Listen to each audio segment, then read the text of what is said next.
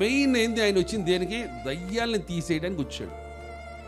భూమి మీద ఉన్నటువంటి దయ్యములు, భూమి మీద ఉన్నటువంటి రోగములు, ఈ రెండింటిని తొలగించడానికి దేవుడు వచ్చాడు. హల్లెలూయా.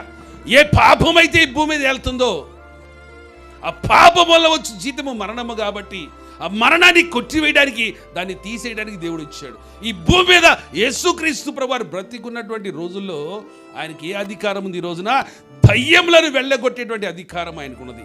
ఒక మనిషిని పట్టి పీడించేటువంటి దురాత్మ, అది వ్యాధి కావచ్చు, లేబి కావచ్చు, కష్టం కావచ్చు, కన్నీరు కావచ్చు, ఉపద్రవాలు కావచ్చు, బంధకాలు కావచ్చు, కట్లు కావచ్చు, వ్యభిచారం కావచ్చు, దొంగతనాలు కావచ్చు, విగ్రహారాధన కావచ్చు, జారత్వం కావచ్చు, ఏ భయంకరమైనటువంటి దయ్యములు ఈ భూమి మీద ఉన్నాయో, ఈ దయ్యాలను వెళ్ళగొడటానికి వ్యాధిగ్రస్తులను స్వస్థపరుస్తుంది.